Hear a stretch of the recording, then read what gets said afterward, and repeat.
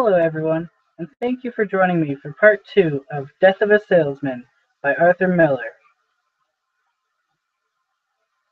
He's always had respect for, said Happy. Biff, what the heck do you know about it? Happy, surely. Just don't call him crazy. Biff, he's got no character. Charley wouldn't do this, not in his own house, spewing out that vomit from his mind. Happy replies, Charley never had to cope with what he's got to. Biff, people are worse off than Willy Loman. Believe me, I've seen them. Linda, then make Charley your father, Biff. You can't do that, can you? I don't say he's a great man. Willy Loman never made a lot of money. His name was never in the paper. He's not the finest character that ever lived, but he's a human being, and a terrible thing is happening to him, so attention must be paid. He's not to be allowed to fall into his grave like an old dog. Attention must be finally paid to such a person. You called him crazy, Biff. I didn't mean. Linda, no. A lot of people think he's lost his balance. But you don't have to be very smart to know what his trouble is. The man is exhausted. Sure, chimes in Happy. A small man can be just as exhausted as a great man. He works for a company 36 years this March, opens up unheard of territories to their trademark, and now in his old age, they take his salary away. Happy, indignantly. I didn't know that, Mom. Linda, you never asked, my dear. Now that you get your spending money someplace else, you don't trouble your mind with him. Happy, but I gave you money last Christmas time, $50, to fix the hot water. It cost $97.50. For 5 weeks, he's been on straight commission, like a beginner, an unknown. Biff, those ungrateful people. Linda, are they any worse than his sons? When he brought them business when he was young, they were glad to see him, but now his old friends, the old buyers, loved him so and always found some order to hand him in a pinch. They're all dead or retired. He used to be able to make 6, 7 calls a day in Boston. Now he takes his valises out of the car and puts them back and takes them out again, and he's exhausted. Instead of walking, he talks now. He drives 700 miles, and when he gets there, no one knows him anymore. No one welcomes him. And what goes through a man's mind driving 700 miles home without having earned a cent? Why shouldn't he talk to himself? Why?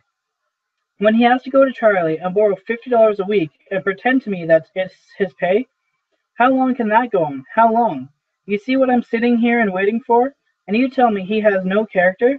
The man who never worked a day but for your benefit. When does he get the medal for that? Is this his reward? To turn around at the age of 63 and find his sons, who he loved better than his life, one a philandering bum? Happy. Mom! Linda, that's all you are, my baby. To Biff. And you. What happened to the love you had for him? You were such pals. How you used to talk to him on the phone every night. How lonely he was till he could come home to you. All right, Mom. I'll live here in my room, and I'll get a job. I'll keep away from him, that's all, said Biff. Linda, no, Biff, you can't stay here and fight all the time. Biff, he threw me out of this house, remember that? Linda, why did he do that? I never knew why. Biff, because I know he's a fake, and he doesn't like anybody around who knows. Linda, why a fake? In what way? What do you mean? Just don't lay it all at my feet. It's between me and him, that's all I have to say. I'll chip in from now on. He'll settle for half my paycheck. He'll be all right. I'm going to bed. He starts for the stairs. Linda, he won't be all right. Biff, turning on the stairs furiously. I hate this city, and I'll stay here. Now what do you want? Linda, he's dying, Biff. Happy turns quickly to her, shocked. Biff, after a pause. Why is he dying? Linda, he's been trying to kill himself. Biff, with great horror. How? Linda, I live from day to day. Biff, what are you talking about? Linda, remember I wrote you that he smashed up the car again in February? Biff, yeah, well? Linda, the insurance inspector came. He said that they have evidence that all these accidents in the last year weren't accidents. Happy, how can you tell that? That's a lie. Linda, it seems there's a woman. She takes a breath as Biff sharply but contained. What woman? Linda, simultaneously, and this woman. Linda, what? Biff, nothing, go ahead. Linda, what did you say? Biff, nothing. I just said, what woman? Happy, what about her? Linda, well, it seems she was walking down the road and saw his car. She says that he wasn't driving fast at all, and that he didn't skid. She says he came to that little bridge and then deliberately smashed into the railing, and it was only the shallowness of the water that saved him. Biff, oh no, he probably just fell asleep again. Linda, I don't think he fell asleep. Biff, why not? Linda, last month? With great difficulty. Oh boys, it's so hard to say a thing like this. He's just a big stupid man to you, and I tell you there's more good in him than in many other people. She chokes, wipes her eyes.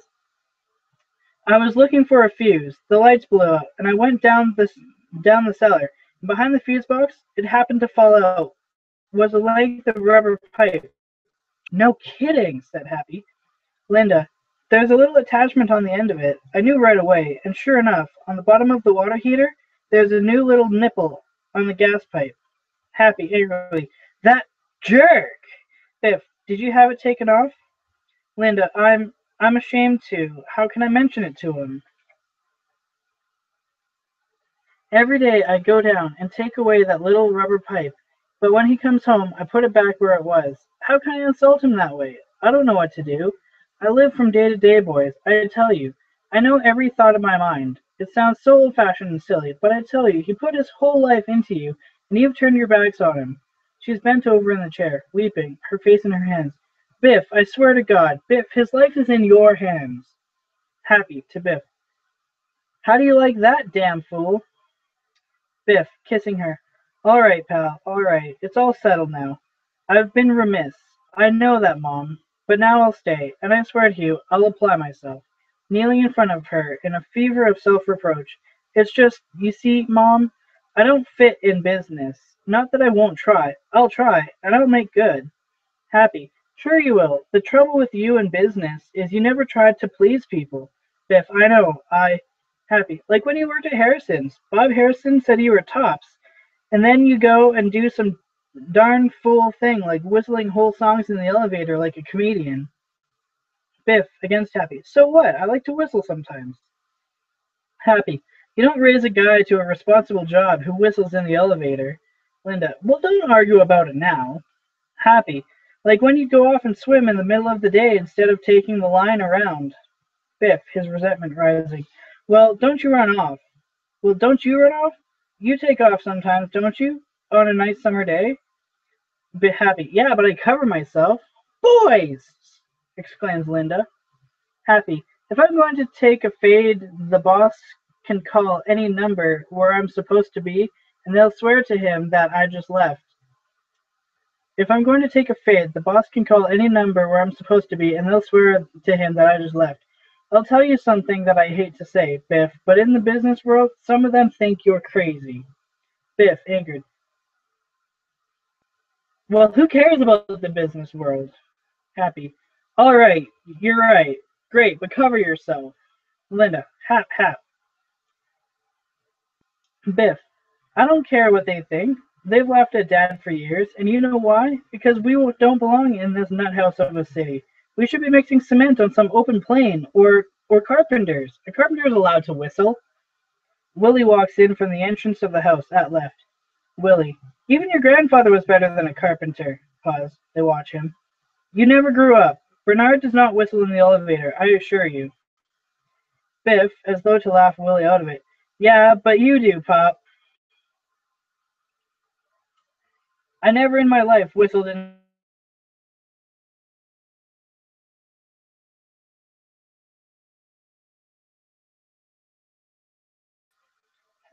Go back to the West. Be a carpenter, a cowboy. Enjoy yourself, said Willy. Linda. Willy, he's just saying. I heard what he said Willy. Happy, trying to quiet Willy. Hey, Pop, come now. Willy, continuing over Happy's line. They laugh at me, eh? But in Fellini's, go to the Hub, go to Slattery's, Boston. Call it the name of Willy Loman and see what happens. Big shot. All right, Pop, says Biff. Willy, big. Biff, all right. Willy, why do you always insult me? Biff, I didn't say a word. To Linda, did I say a word? Linda, he didn't say anything, Willy. Willy, go into the doorway of the living room. All right, good night, good night. Willy, dear, he just decided, said Linda. Willy to Biff, if you get tired hanging around tomorrow, paint the ceiling I put up on the living room. Biff, I'm leaving early tomorrow. Happy, he's going to see Bill Oliver, Pop. Willy, interestedly, Oliver? For what? Biff, with reserve, but trying. He always said he'd stake me. I'd like to go into business, so maybe I can take him up on that. Isn't that wonderful? Exclaimed Linda. Don't interrupt. What's wonderful about it? There's 50 men in the city of New York who'd stake him. To Biff, sporting goods? Biff, I guess so. I know something about it, and, Willy, he knows something about it. He knows sporting goods better than Spaulding, for goodness sake. How much is he giving you? Biff, I don't know. I didn't even see him yet, but then what are you talking about? Biff, getting angry. Well, all I said was I'm going to see him, that's all. Willy, turning away. Ah, you're counting your chickens again. Biff, starting left for the stairs. Oh, Lord, I'm going to sleep. Billy, calling after him, or Willy. Don't curse in this house. Biff, turning. Since when did you get so clean? Happy, trying to stop them. Wait up, Willy. Don't use that language to me. I won't have it. Happy, grabbing Biff, shouts, Wait a minute. I got an idea. I got a feasible idea. Come here, Biff. Let's talk this over now. Let's talk some sense here. When I was down in Florida last time, I thought of a great idea to sell sporting goods. It just came back to me. You and I, Biff, we have a line, the Loman line. We train a couple of weeks and put on a couple of exhibitions, see? Willy, that's an idea. Happy, wait. We form 2 basketball teams, see? 2 water polo teams. We play each other. It's $1 million worth of publicity. 2 brothers, see? The Loman brothers. Displays in the Royal Palms, all the hotels, and banners over the ring and the basketball court. Loman brothers. Baby, we could sell sporting goods. Willy, that's a $1 million idea. Linda, marvelous. Biff, I'm in great shape as far as that's concerned. Happy, and the beauty of it is, Biff, it wouldn't be like a business. We'd be out playing ball again. Biff, enthused. Yeah, that's Willy, $1 million. Happy, and you wouldn't get fed up with it, Biff. It'd be the family again.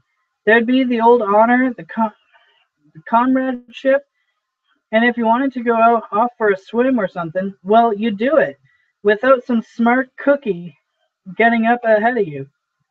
Lick the world. You guys together could have absolutely licked the civilized world, said Willy. I'll see Oliver tomorrow. Hap, if we could work that out, said Biff. Maybe things are beginning to, said Linda.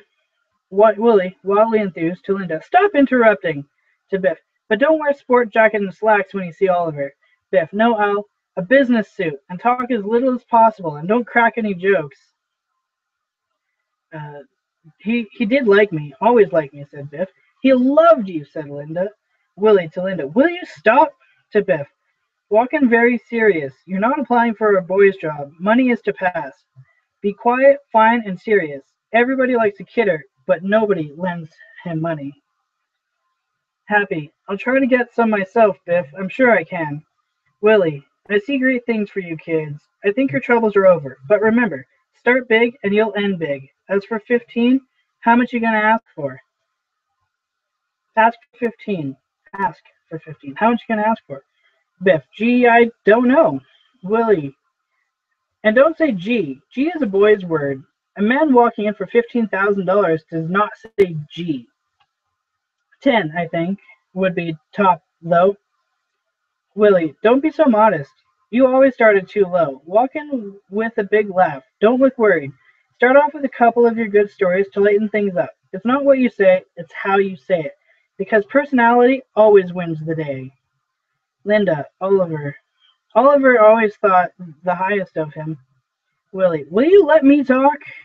Don't yell at her, Pop, will you? Said Biff. Willy angrily, I was talking, wasn't I? I was talking, wasn't I? Biff, I don't like you yelling at her all the time, and I'm telling you, that's all. Willy, what are you taking over? What are you, taking over this house? Willy, said Linda. Willy, turning on her, don't take his side all the time, goodness gracious. Biff, fiercely, stop yelling at her. Willy, suddenly pulling on his cheek, beaten down, guilt-ridden, Give my best to Bill Oliver. He may remember me. He exits through the living room doorway. Linda, her voice subdued.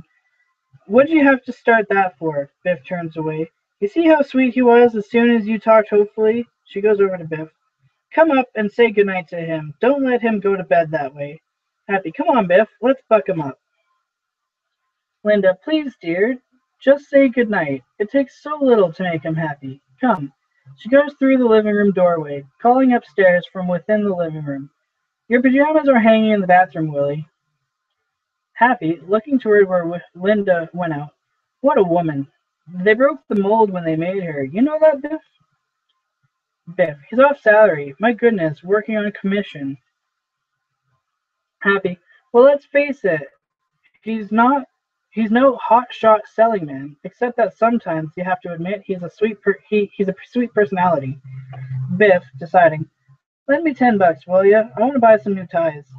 Happy, I'll take you to a place I know. Beautiful stuff. Wear one of my striped shirts tomorrow. Biff, she got gray. Mom got awful old. Gee, I'm going to go into Oliver tomorrow and knock him for a... Come on up. Tell that to Dad. Let's give him a whirl. Come on, said Happy. Biff steamed up. You know, with $10,000, boy. Happy, as they go into the living room. That's the talk, Biff. That's the first time I've heard the old confidence out of you. From within the living room, fading off. You're going to live with me, kid, and any babe you want, just say the word. The last lines are hardly heard. They are mounting the stairs to their parents' bedroom. Linda, entering her bedroom and addressing Willy, who is in the bathroom, she is straightening the bed for him. Can you do anything about the shower? It drips. Willy from the bathroom. All of a sudden, everything falls to pieces. Darn plumbing. Ought to be sued, those people. I hardly finished putting it in the thing. His words rumble off. Linda, I'm just wondering if Oliver will remember him. You think he might? Willy, coming out of the bathroom in his pajamas. Remember him? What's the matter with you? You crazy? If he'd stayed with Oliver, he'd be on top by now. Wait till Oliver gets to look at him. You don't know the average caliber anymore. The average young man today. He's getting into bed. The average young man today has got a caliber of 0. Greatest thing in the world for him was to bum around. Biff and Happy enter the bedroom. Slight pause. Willy stops short, looking at Biff. Glad to hear it, boy. Happy. He wanted to say goodnight to you, sport. Willy to Biff. Yeah, knock him dead, boy. What'd you want to tell me? Just take it easy, Pop. Good night. Biff turns to go. Willy, unable to resist. And if anything falls off the desk while you're talking to him, like a package or something, don't you pick it up. They have office boys for that. I'll make a big breakfast, said Linda. Will you let me finish? To Biff. Tell him you were in the business in the West, not farm work. All right, Dad, said Biff. I think everything, said Linda. Willy, going right through her speech, and don't undersell yourself, no less than $15,000. Biff, unable to bear him. Okay, good night, Mom. He starts moving. Willy, because you got a greatness in you, Biff, remember that. You got all kinds of greatness. He lies back, exhausted. Biff walks out. Linda, calling after Biff. Sleep well, darling. I'm going to get married, Mom. I wanted to tell you, said Happy. Go to sleep, dear, said Linda. Happy, going. I just wanted to tell you. Keep up the good work. Happy exits. Goodness, remember that Ebbets Field game, the championship of the city? Asked Willy. Linda, just rest. Should I sing to you? Yeah, sing to me. Linda hums a soft lullaby. When the team came out, he was the tallest, remember? Oh, yes, and in gold.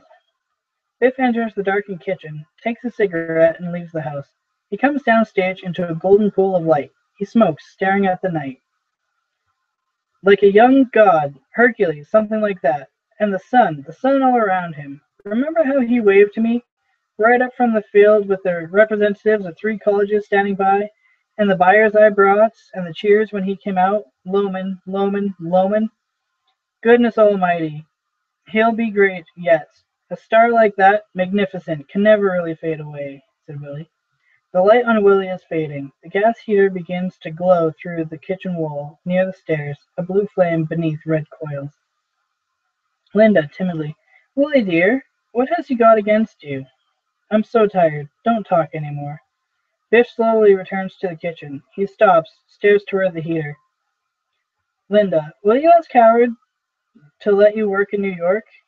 First thing in the morning. Everything will be all right, said Willy. Biff reaches behind the heater and draws out a length of rubber tubing. He's horrified and turns his head toward Willy's room, still dimly lit, from which the strains of Linda's desperate but monotonous humming rise. Willy, staring through the window into the moonlight. Gee, look at the moon moving between the buildings. Biff wraps the tubing around his hand and quickly goes up the stairs. Curtain drops. End of Act 1. Act 2. Music is heard, gay and bright. The curtain rises as the music fades away. Willy, in shirt sleeves, is sitting at the kitchen table, sipping coffee, his hat in his lap. Linda is filling his cup when she can. Wonderful coffee, meal in itself, said Willy. Can I make you some eggs? Asked Linda. No, take a breath. You look so rested, dear. I slept like a dead one, first time in months. Imagine, sleeping till 10 on a Tuesday morning. Boys left nice and early, hey? They were out of here by 8 o'clock, said Linda. Good work. It was so thrilling to see them leaving together. I can't get over the shaving lotion in this house. Willy, smiling. Biff was very changed this morning. His whole attitude seemed to be hopeful. He couldn't wait to get downtown to see Oliver. He's heading for a change, there's no question there. Simply are certain men that there's no question. There simply are certain men that take longer to get solidified. How did he dress? His blue suit. He's so handsome in that suit. He could be anything in that suit. Willy gets up from the table. Linda holds his jacket for him. There's no question at all. Gee, on the way home tonight, I'd like to buy some seeds. Linda, laughing. Not enough, sir. You wait, kid. Before it's all over, we're going to get a little place out in the country, and I'll raise some vegetables, a couple of chickens. You'll do it yet, dear. Willy walks out of his jacket. Linda follows him. And they'll get married and come for a weekend. I'd build a little guest house, 'cause I got so many fine tools. All I'd need would be a little lumber and some peace of mind. Linda, joyfully. I sewed the lining. I could build 2 guest houses so they'd both come. But did he decide how much he's going to ask Oliver for? Linda, getting him into the jacket. He didn't mention it, but I imagine 10 or 15,000. You're going to talk to Howard today? Yeah, I'll put it to him straight and simple. He'll just have to take me off the road. And Willy, don't forget to ask for a little advance because we've got the insurance premium. It's the grace period now. That's 108.68 because we're a little short again. Why are we short? Well, you had the motor job on the car. That darn Studebaker. And you got one more payment on the refrigerator. But it just broke again. Well, it's old, dear. I told you we should have bought a well-advertised machine. Charley bought a General Electric, and it's 20 years old, and it's still good, that SOB. But, Willy, who ever heard of a Hastings refrigerator?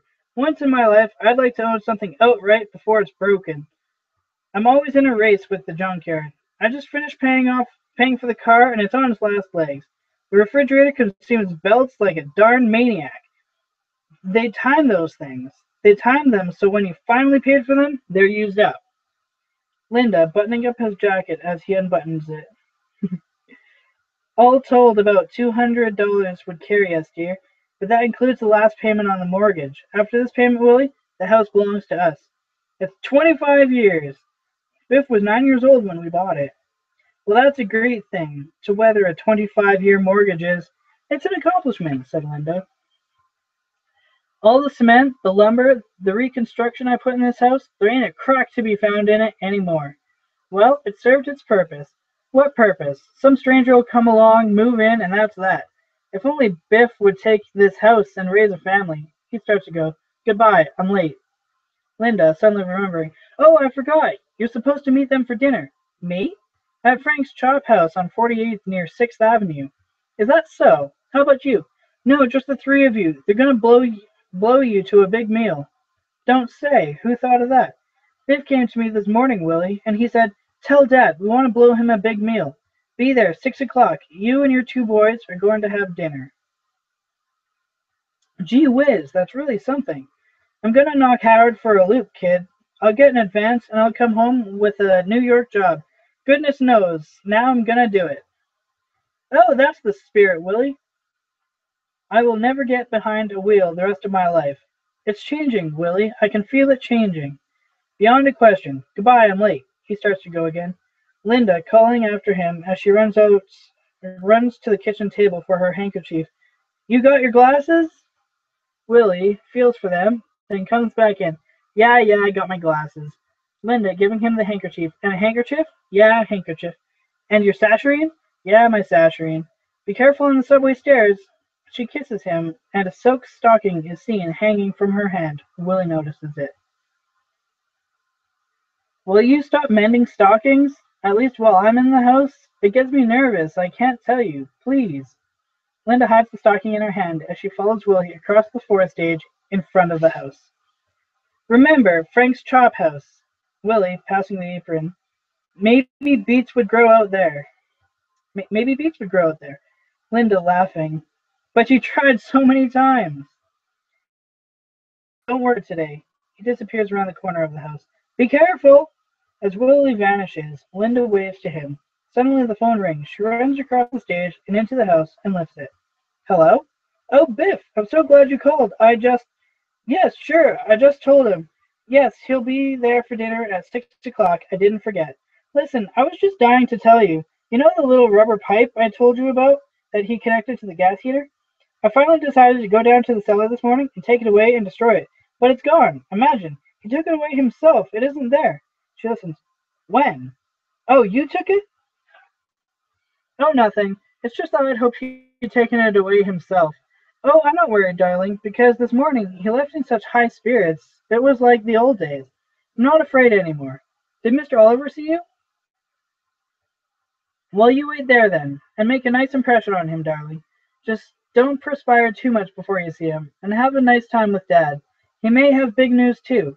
That's right, a New York job. And be sweet to him tonight, dear. Be loving to him, because he's only a little boat looking for a harbor. She's trembling with sorrow and joy. Oh, that's wonderful, Biff. You'll save his life. Thanks, darling. Just put your arm around him when he comes into the restaurant. Give him a smile. That's the boy. Goodbye, dear. Did you got your comb? That's fine. Goodbye, Biff, dear. In the middle of her speech, Howard Wagner, 36, on a small typewriter table. In the middle of her speech, Howard Wagner, 36, wheels on a small typewriter table on which he is wire recording machine and proceeds to plug it in. This is on the left forestage. Light slowly fades on Linda as it rises on Howard. Howard is intent on threading the machine and only glances over his shoulder as Willy appears. Psst, psst, said Willy. Howard, hello, Willy, come in. Like to have a little talk with you, Howard. What's that, Howard? Didn't you ever see one of these? Wire recorder, said Howard. Oh, can we talk a minute? Records things. Just got delivery yesterday. Been driving me crazy. The most terrific machine I ever saw in my life. I was up all night with it. What do you do with it? I bought it for dictation, but you can do anything with it. Listen to this. I had it home last night. Listen to what I picked up. The first one is my daughter. Get this. He flicks the switch and roll out the barrel is heard being whistled. Listen to that kid whistle. That is lifelike, isn't it? 7 years old. Get that tone. Like to ask a little favor of you. The whistling breaks off, and the voice of Howard's daughter is heard. Now you, Daddy. She's crazy for me. Again, the same song is whistled. That's me. Ha! He winks. You're very good. The whistling breaks off again. The machine runs silent for a moment. Shh, get this now. This is my son. The capital of Alabama is Montgomery. The capital of Arizona is Phoenix. The capital of Arkansas is Little Rock.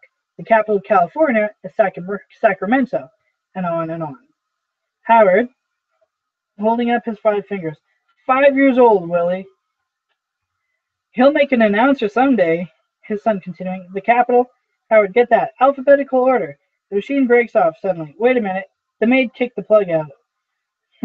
It certainly is a shh, for goodness sake. His son. It's 9 o'clock, below the watch time, so I have to go to sleep. That really is. Wait a minute. The next is my wife. They wait. Howard's voice. Go on, say something. Well, you gonna talk?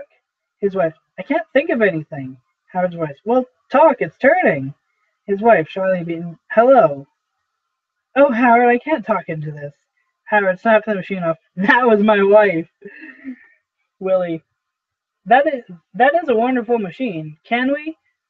I tell you, Willy, I'm gonna take my camera and my bandsaw and all my hobbies, and out they go. This is the most fascinating relaxation I ever found.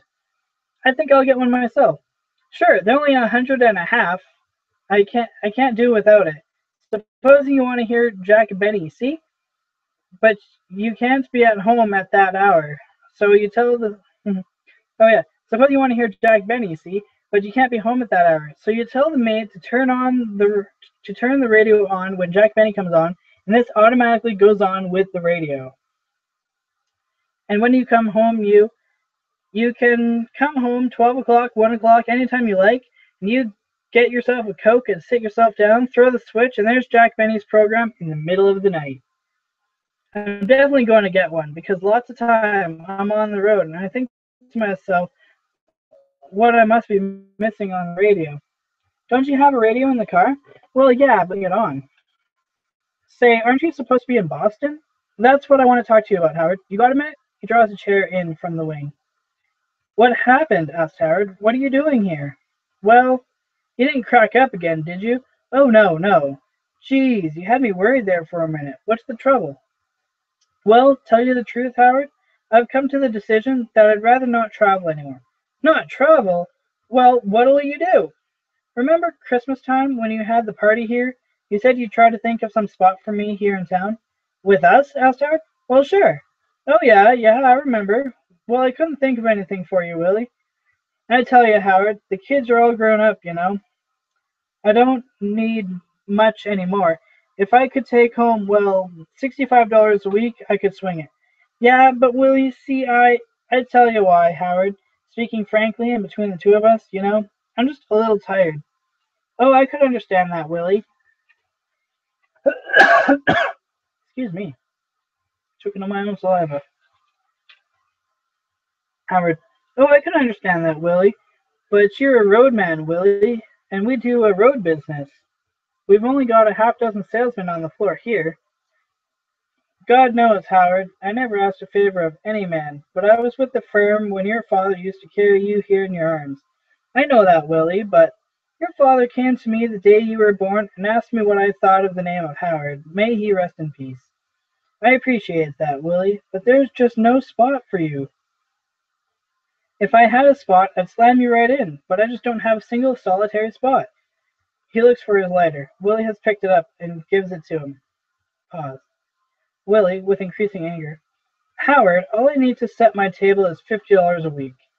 But where am I going to put you, kid? Look, it isn't a question of whether I can sell merchandise, is it? No, but it's a business, kid, and everybody's got to pull his own weight.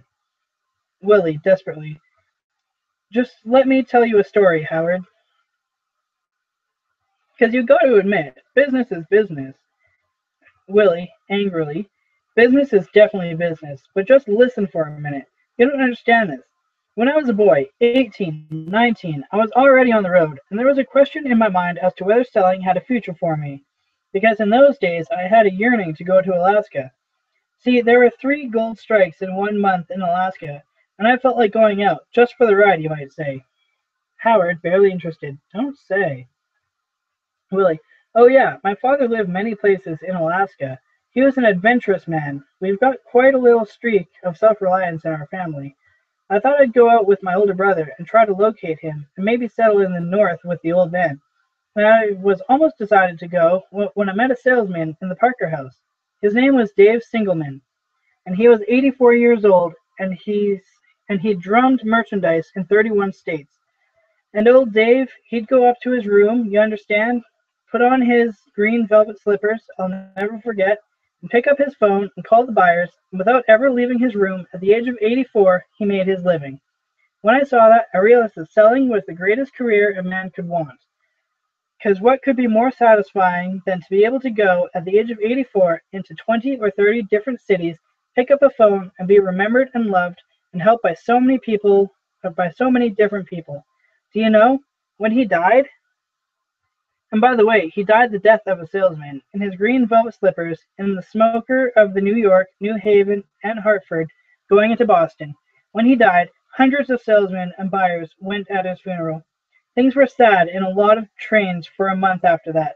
He stands up. Howard has not looked at him. In those days, there was personality in it, Howard. There was respect and comradeship and gratitude in it. Today it's all cut and dried. There's no chance of bringing friendship to bear or personality. You see what I mean?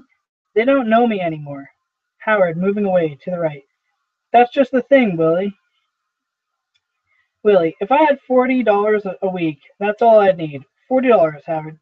Kid, I can't take blood from a stone. Willie, desperation is on him now. Howard, the year Al Smith was nominated, your father came to me and Howard's starting to go off. I've got to see some people, kid. Willie, stopping him. I'm talking about your father. There were promises made across this desk. You mustn't tell me you've got people to see. I put 34 years into this firm, Howard, and now I can't pay my insurance. You can't eat the orange and throw the peel away. A man is not a piece of fruit. After pause. Now pay attention. Your father, in 1928, I had a big year. I averaged $170 a week in commissions. Howard, impatiently. Now, Willie, you've never averaged. Willie, banging his head on the desk. I averaged $170 a week in the year in 1928. Your father came to me, or rather, I was in the office here. It was right over this desk, and he put his hand on my shoulder. Howard, getting up. You'll have to excuse me, Willie. I gotta see some people. Pull yourself together. Going up. I'll be back in a little while. On Howard's exit, the light on his chair grows very bright and strange. Willie, pull myself together. What the heck did I say to him? My goodness, I was yelling at him. How could I? Willie breaks off, staring at the light which occupies the chair, animating it. He approaches this chair, standing across the desk from it. Frank, don't you remember what you told me that time? How you put your hand on my shoulder, and Frank... He leans on the desk, and as he speaks the dead man's name, he accidentally switches on the recorder, and instantly... Howard's son of New York is Albany. Howard's son of New York is Albany. The capital of Ohio is Cincinnati. The capital of Rhode Island is... The recitation continues. Willie, leaping away with fright, shouting, Ha! Howard! Howard! Howard, rushing in. What happened? Willie, putting out the machine, which continues nasally, childishly, with the capital cities. Shut it off! Shut it off! Howard, pulling the plug out. Look, Willie, pressing his hands to his eyes. I gotta get myself some coffee. I'll get some coffee. Willie starts to walk out. Howard stops him. Howard, rolling up the cord. Willie, look. I'll go to Boston, said Willie. Willie, you can't go to Boston for us. Why can't I go? Asked Willie. I don't want you to represent us. I've been meaning to tell you for a long time now. Howard, are you firing me? I think you need a good long rest, Willie. Howard! And when you feel better, come back, and we'll see if we can work something out. But I gotta earn money, Howard. I'm in no position to. Where are your sons? Why don't your sons give you a hand? They're working on a very big deal. This is no time for false pride, Willie. You go to your sons, and you tell them that you're tired. You've got two great boys, haven't you? Oh, no question, no question. But in the meantime, then that's that, hey? All right, I'll go to Boston tomorrow. No, said Howard. I can't throw myself on my sons. I'm not a cripple. Look, kid, I'm busy this morning. Willie, grasping Howard's arm. Howard, you've got to let me go to Boston. Howard, hard, keeping himself under control. I've got a line of people to see this morning. Sit down, take 5 minutes, pull yourself together, then go home, will you? I need the office, Willie. He starts to go, turns, remembering the recorder, starts to push off the table holding the recorder. Oh, yeah. Whenever you can this week, stop by and drop off the samples. You'll feel better, Willie, and then come back and we'll talk. Pull yourself together, kid. There's people outside. Howard exits, pushing the table off left. Willy stares into space, exhausted. Now the music is heard. Ben's music. First distantly, then closer, closer. As Willy speaks, Ben enters from the right. He carries a valise and umbrella. Oh, Ben, how did you do it? What is the answer? Did you wind up the Alaska deal already? Asked Willy. Doesn't take much to you're doing. Just a short business trip, 4 hours. Ben, I've got to talk to you. Glancing at his watch. Haven't the time, William. Willy, crossing the apron to Ben. Ben, nothing's working out. I don't know what to do. Now look here, William. I've bought timberland in Alaska, and I need a man to look after things for me. Goodness, timberland, me and my boys in those grand outdoors, said Willy. You've a new continent at your doorstep, William. Get out of these cities. They're full of talk and time payments and courts of law. Screw on your fists, and you can fight for a fortune up there. Yes, yes, Linda, Linda, said Willy. Linda enters as of old with the wash. Oh, you're back, said Linda. I haven't much time, said Ben. No, wait, Linda, he's got a proposition for me in Alaska, said Willy. But you've got to, Ben. He's got a beautiful job here, said Linda. But in Alaska, kid, I could... You're doing well enough, Willy. Ben to Linda.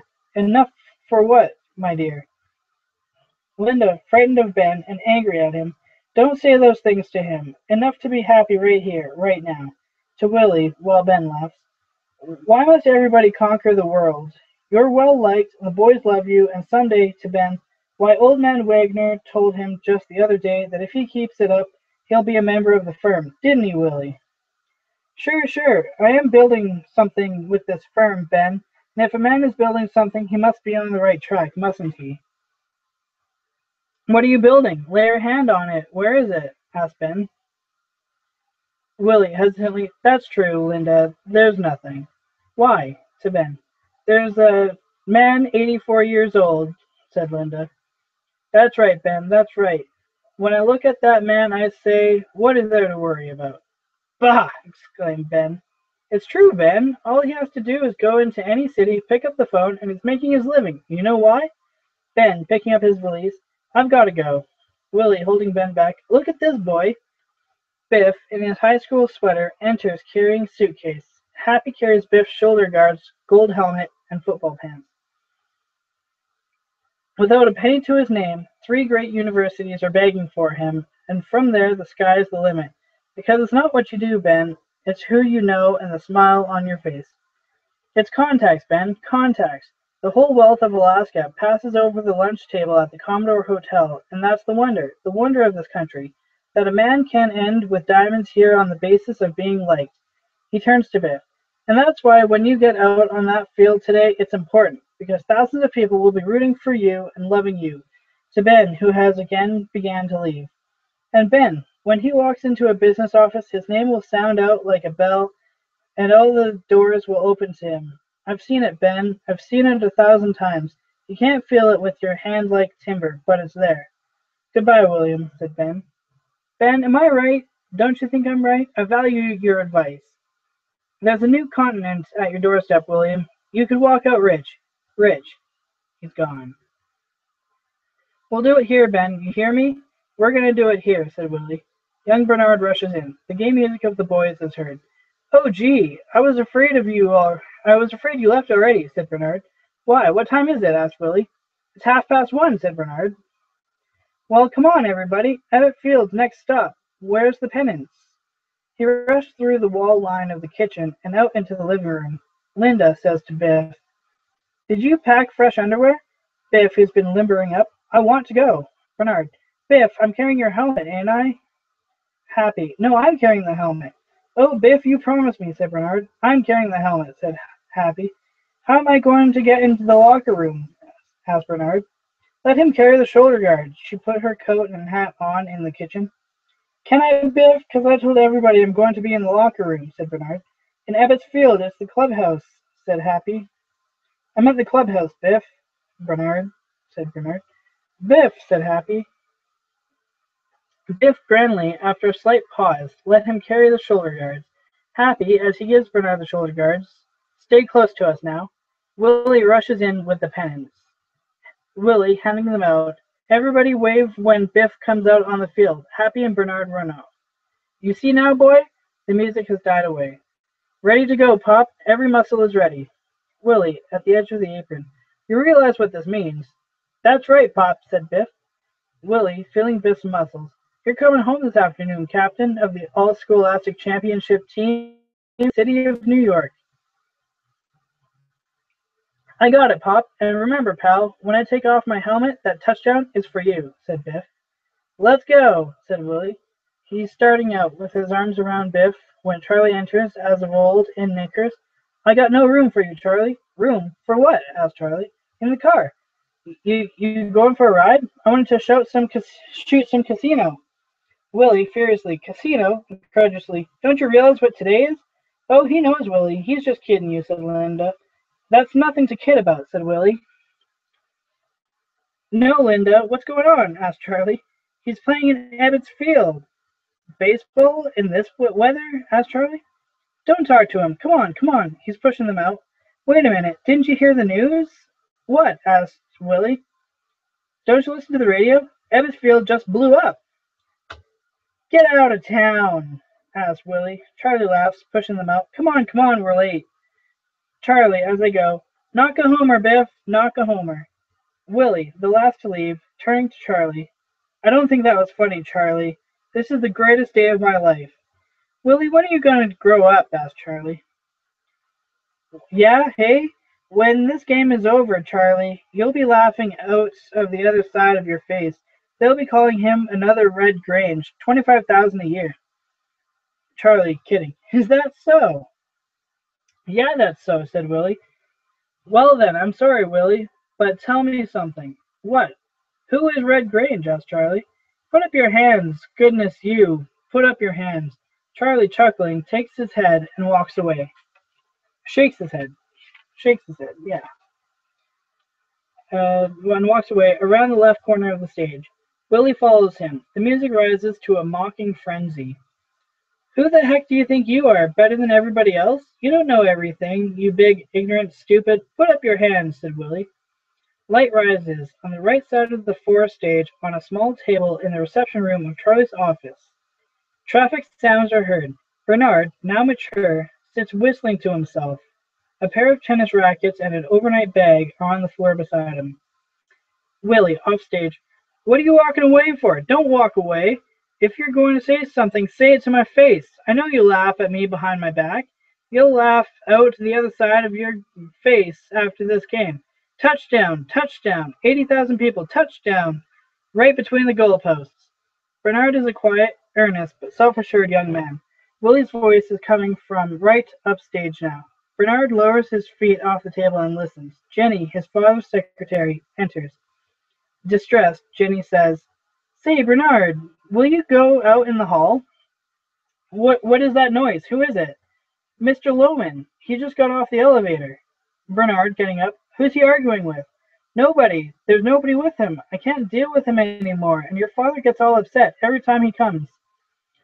I've got a lot of typing to do, and your father's waiting to sign it. Will you see him? Willy, entering. Touchdown, He sees Jenny. Jenny, good to see you. How are you? Working or still honest? Jenny, fine. How are you feeling? Not much anymore, Jenny. Ha ha. He's surprised to see the rackets. Hello, Uncle Willy, said Bernard. Willy, almost shocked. Bernard! Well, look who's here. He comes quickly, guiltily, to Bernard and warmly shakes his hand. How are you? Good to see you. What are you doing here? Asked Willy. Oh, just stopped by to see Pop. Get off my feet till the train leaves. I'm going to Washington in a few minutes. Is he in? Asked Willy. Yeah, he's in his office with the accountant. Sit down. Willy, taking a seat. What are you doing? What are you going to do in Washington? Oh, just a case I've got there, Willy. That's so, indicating the rackets. You gonna play tennis there? I'm staying with a friend who's got a court, said Bernard. Don't say. His own tennis court. Must be fine people, I bet. They are. Very nice. Dad tells me Biff's in town. Willy, with a big smile. Yeah, Biff's in. Working on a very big deal, Bernard. What's Biff doing? He asks. Well, he's been doing very big things in the West, but he decided to establish himself here. Very big. We're having dinner. Did I hear your wife had a boy?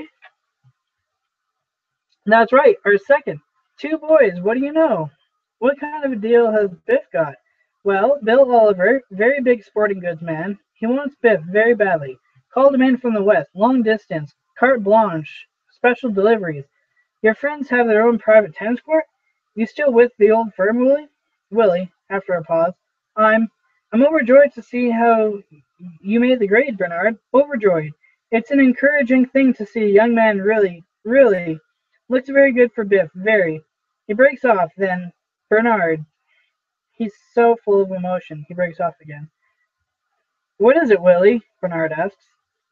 Willie, small and alone. What's the secret? What secret? How how did you how did you ever catch on? Asked Willie. I wouldn't know that, Willie. Well, Willie, confidentially, desperately, you were his friend, his boyhood friend. There's something I don't understand about it. His life ended after the Ebbets Field game. From the age of 17, nothing good ever happened to him. Bernard, he never trained himself for anything. But he did. After high school, he took so many correspondence courses, radio mechanics, television, who knows what, and never made the slightest mark. Bernard, taking off his glasses. Willie, do you want to talk candidly? Willie, rising, faces Bernard. I regard you as a very brilliant man, Bernard. I value your advice. Oh, the heck with advice, Willie. I couldn't advise you. There's just one thing I've always wanted to ask you. When he was supposed to graduate, and the math teacher flunks him, oh, that SOB ruined his life. Yeah, but Willie, all he had to do was go to summer school and make up that subject. That's right, said Willie. Did you tell him not to go to summer school? Me? I begged him to. I ordered him to go. Then why wouldn't he go? Why? Why? Bernard, the question has been trailing me like a ghost for the last 15 years. He flunked the subject and laid down and died like a hammer hit him. Take it easy, kid, said Bernard. Let me talk to you. I got nobody to talk to, Bernard. Bernard, was it my fault? You see, it keeps going around in my mind. Maybe I did something to him. I got nothing to give him. Don't take it so hard, said Bernard. Why did he lay down? What is the story there? You were his friend. Willie, I remember. It was June, and our grades came out, and he'd flunked math. That SOB! No, it wasn't right then. Biff just got very angry, I remember, and he was ready to enroll in summer school. Willie, surprised. He was? He wasn't beaten by it at all. But then, Willie, he disappeared from the block for almost a month, and I got the idea he'd gone up to New England to see you. Did he have a talk with you then? Willie stares in silence. Willie? Willie, and a strong edge of resentment, with a strong edge of resentment in his voice. Yeah, he came to Boston. What about it? Well, just that when he came back, I'll never forget this. It always mystifies me, because I'd thought so well of Biff, even though he'd always taken advantage of me. I loved him, Willie, you know? And he came back after that month and took his sneakers. Remember those sneakers with University of Virginia printed on them? And he was so proud of those, wore them every day. And he took them down in the cellar and buried them and burned them up in the furnace. We had a fist fight. It lasted at least half an hour, just the two of us, punching each other down the cellar and crying right through it. I've often thought of how strange it was that I knew he'd given up his life. What happened in Boston, Willie? Willie looks at him as at an intruder. I just bring it up, Willie angrily. Nothing. What do you mean, what happened? What's that got to do with anything? Well, don't get sore, said Bernard. What are you trying to do? Blame it on me? If a boy lays down, is that my fault? Now, Willie, don't get... Well, don't talk to me that way. What does that mean, what happened? Charley enters. He's in his vest, and he carries a bottle of bourbon. Charley. Hey, you're going to miss that train. He waves the bottle. Yeah, I'm going. He takes the bottle. Thanks, Pop. He picks up his rackets and bag. Goodbye, Willie, and don't worry about it, you know. If at first you don't succeed, Willie, yes, I believe in that. But sometimes, Willie, it's better for a man just to walk away. Walk away? That's right, said Bernard. But if he can't walk away, Bernard, after a slight pause, I guess that's when it's tough. Extending his hand. Goodbye, Willy. Willy, shaking Bernard's hand. Goodbye, boy. Charley, an arm on Bernard's shoulder. How do you like this kid? Gonna argue a case in front of the Supreme Court. Bernard protesting. Pop! Willy, genuinely shocked, pained, and happy. No! The Supreme Court?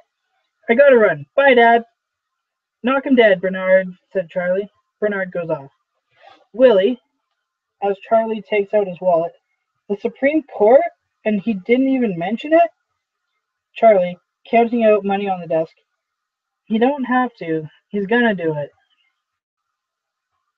And you never told him what to do, did you? You never took an interest in him, said Willy.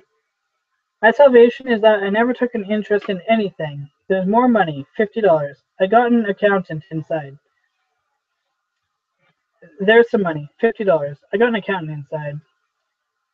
Charley, look, with difficulty. I got my insurance to pay. If you can manage it, I need $110. Charley doesn't reply for a moment, merely stops moving.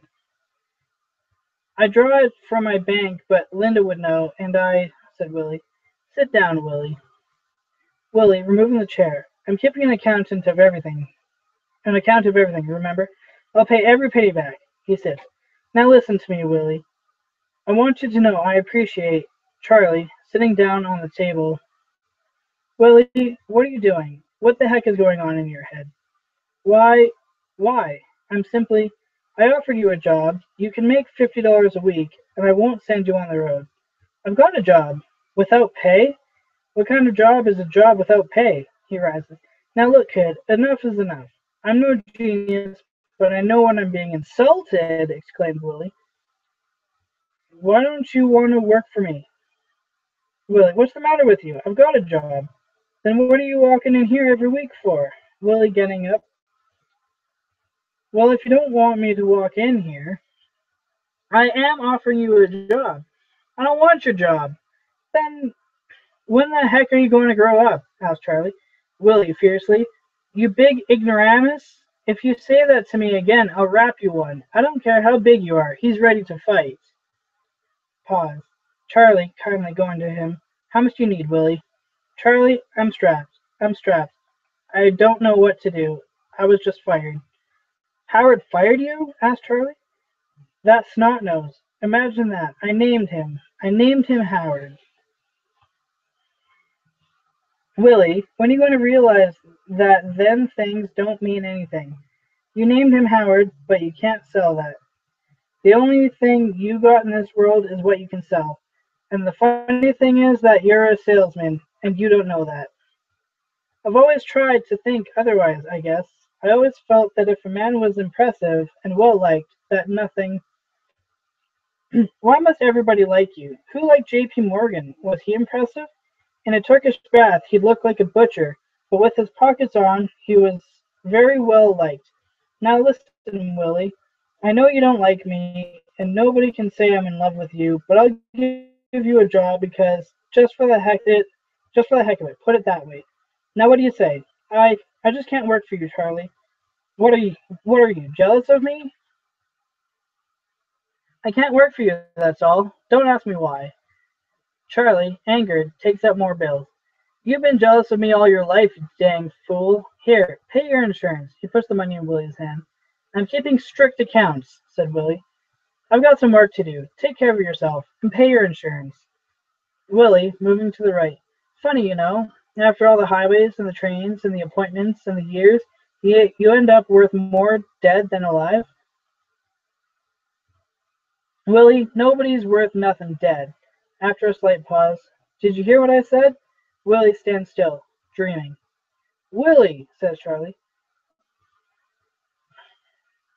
Apologize to Bernard for me when you see him. I didn't mean to argue with him. He's a fine boy.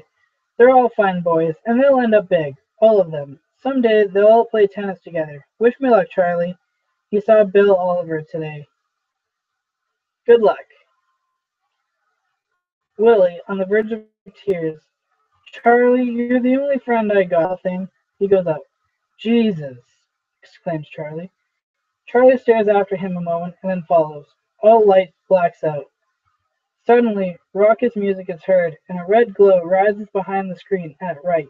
Stanley, a young waiter, appears carrying a table, followed by Happy, who is carrying 2 chairs. Stanley, putting the table down. That's all right, Mr. Loman. I can handle it myself. He turns and takes the chairs from Happy and places them at the table. Happy, glancing around. Oh, this is better. Stanley. Sure, in the front there, you're in the middle of all kinds of noise. Whenever you got a party, Mr. Loman, you just tell me and I'll put you back here. You know, there's a lot of people they don't like it private because when they go out, they like to see a lot of action around them because they're sick and tired to stay in the house by themselves. But I know you. You ain't from Hackensack. You know what I mean. Happy, sitting down. So how's it coming, Stanley? Stanley. It's a dog's life. I only wish during the war they'd took me in the army. I could have been dead by now. My brother's back, Stanley. Oh, he come back, hey, from the far west? Yeah, big cattleman, my brother, so treat him right. And my father's coming too. Oh, your father too. You got a couple of nice lobsters. 100% big. I want them with the claws. Don't worry, I don't give you no mice. Happy laughs. How about some wine? It'll put a head on the meal.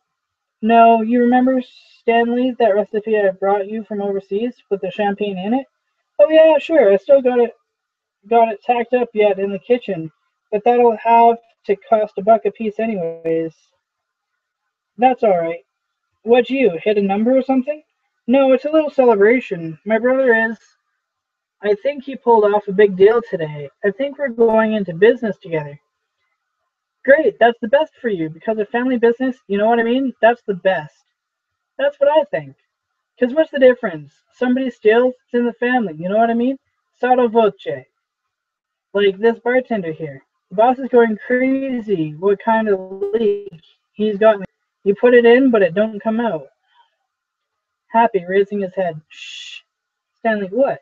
You notice I wasn't looking left or right, was I? No. And my eyes are closed? So what's the strudel's coming? Stanley, catching on, looks around. No, there's no. He breaks off as a furred, lavishly dressed girl enters and sits at the next table. Both fellows, both follow her with their eyes. Geez, how'd you know? I got radar or something, staring directly at her profile. Oh, Stanley. I think that's for you, Mr. Loman. Happy. Look at that mouth. Oh, goodness. And the binoculars. Gee, you got a life, Mr. Loman. Wait on her, said Happy. Stanley, go into the girl's table. Would you like a menu, ma'am? I'm expecting someone, but I'd like a... Why don't you bring her... Excuse me, miss. Do you mind? I sell champagne, and I'd like you to try my brand. Bring her a champagne, Stanley. Let's, said the girl. Don't mention it. It's all company money. He laughs. That's a charming product to be selling, isn't it? Oh, guess to be like everything else. Selling is selling, you know. I suppose. You don't happen to sell, do you? No, I don't sell, she said. Would you object to a compliment from a stranger? You ought to be on a magazine cover. Girl, looking at him a little archly. I have been. Stanley comes in with a glass of champagne. What I'd say before, Stanley, you see, she's a cover girl. Oh, I could see, said Stanley. Happy to the girl. What magazine? Oh, a lot of them. She takes a drink. Thank you. You know what they say in France, don't you? Champagne is the drink of the complexion. Hiya, Biff. Biff entered. Biff has entered and sits with Happy. Hello, kid. Sorry I'm late, said Biff. I just got here, Miss Forsythe. Miss Forsythe, this is my brother. Is Dad here? Asked Biff. His name is Biff. You might have heard of him. Great football player. Really? What team? Are you familiar with football? No, I'm afraid I'm not, Miss Forsythe says. Biff is quarterback for the New York Giants. Well, that is nice, isn't it? She drinks. Good health, said Happy. I'm happy to meet you. That's my name, Hap. It's actually Harold, but as but at West Point they called me Happy. Girl, now really impressed. Oh, I see. How do you do? She turns her profile. Isn't Dad coming? You want her? "Hmm, You want her? Asked Happy. Oh, I could never make that, said Biff. I remember the time that idea would never come into your head. Where's the old confidence, Biff? I just saw Oliver, said Biff. Wait a minute. I've got to see that old confidence again. Do you want her? She's on call, said Happy. Oh no. He turns to look at the girl. Happy. I'm telling you, watch this, turning to the girl. Honey, she turns to him. Are you busy? Well, I am, but I could make a phone call. Do that, will you, honey? And see if you can get a friend. We'll be here for a while. Biff is one of the greatest football players in the country. Girl, standing up. Well, I'm certainly happy to meet you. Come back soon, said Happy. I'll try, she said. Don't try, honey. Try hard. Miss Forsythe exits. Stanley follows, shaking his head in bewildered admiration. Isn't that a shame now? A beautiful girl like that? And that's why I can't get married. There's not a good woman in 1,000. New York is loaded with them, kid. Hap, look, said Biff. I told you she was on call. Biff, strangely unnerved. Cut it out, will you? I want to say something to you. Did you see Oliver? Asked Happy. I saw him all right. Now look, I want to tell Dad a couple of things, and I want you to help me. What? Is he going to back you? Are you crazy? You're just out of your goddamn head. You know that? Said Biff. Why? What happened? Biff, breathlessly. I did a terrible thing today, Hap. It's been the strangest day I ever went through. It's all numb, I swear. You mean he wouldn't see you? Well, I waited 6 hours for him, see, all day. Kept sending my name in. Even tried to date his secretary so she'd get me to him. But no soap. Because you're not showing the old confidence, Biff. He remembered you, didn't he? Biff, stopping Happy with a gesture. Finally, about 5 o'clock, he comes out. Didn't remember who I was or anything. I felt like such an idiot, Hap. Did you tell him my Florida idea? He walked away. I saw him for 1 minute. I got so mad I could have torn the walls down. How the heck did I ever get the idea I was a salesman there? I even believed myself that I'd been a salesman for him. And then he gave me one look, and I realized that what a ridiculous lie my whole life has been. We've been talking in a dream for 15 years. I was a shipping clerk. What'd you do? With great tension and wonder, Biff said, Well, he left, see, and the secretary went out. I was all alone in the waiting room. I didn't know what came over me, Hap. Next thing I know, I'm in his office, paneled walls, everything. I can't explain it. I took his fountain pen. Geez, did he catch you? I ran out. I ran down all 11 flights. I ran and ran and ran. That was an awful dumb. What'd you do that for? Biff agonized. I don't know. I just wanted to take something. I don't know. You gotta help me, Hap. I'm gonna tell Pat. You're crazy. What for? Hap, he's got to understand that I'm not the man somebody lends that kind of money to. He thinks I've been spiting him all these years, and it's eating him up. That's just it. You tell him something nice. I can't, said Biff. Say you go to lunch date with Oliver tomorrow. So what do I do tomorrow? You leave the house tomorrow and come back at night and say Oliver is thinking it over. And he thinks it over a couple of weeks, and gradually it fades away and nobody's the worse. But it'll go on forever. Dad is never so happy as when he's looking forward to something. Willy enters. Hello, Scout. Gee, I haven't been here in years, said Willy. Stanley has followed Willy in and sets a chair for him. Stanley starts off, but Happy stops him. Stanley, said Happy. Stanley stands by, waiting for an order. Biff, going to Willy with guilt as to an invalid, sits down. Pop, you want a drink? Sit down, Pop. You want a drink? Sure, I don't get a load on. Worried, said Willy. Biff, no, to Stanley. Scotch all around. Make it doubles. Doubles, right, he goes. You had a couple already, didn't you? Asked Willy. Just a couple, yeah, said Biff. Well, what happened, boy? Nodding him out. Everything go all right? Biff takes a breath, then reaches out and grasps Willy's hand. Pal, he's smiling bravely, and Willy is smiling too. I had an experience today. Happy. Terrific, Pop. That's so. What happened? Asked Willy.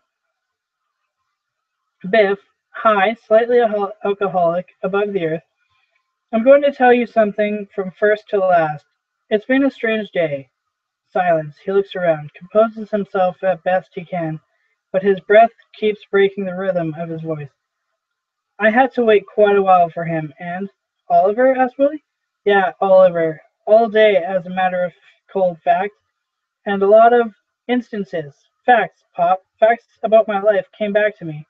Who was it, Pop? Whoever said I was a salesman with Oliver? Well, you were. No, Dad, I was a shipping clerk. But you were practically. Biff with determination. Dad, I don't know who said it first, but I was never a salesman for Bill Oliver. What are you talking about? Asked Willy. Let's hold on to the facts tonight, Pop. Get anywhere bulling around. I was a shipping clerk. Willy angrily. All right, now you listen to me. Why don't you let me finish? Asked Biff. I'm not interested in stories about the past or any crap of that kind because the world's burning, boys. There's a big blaze going on all around. I was fired today, said Willy. Biff shocked. How could you be? Willy, I was fired, and I'm looking for a little good news to tell your mother because the woman has waited and the woman has suffered.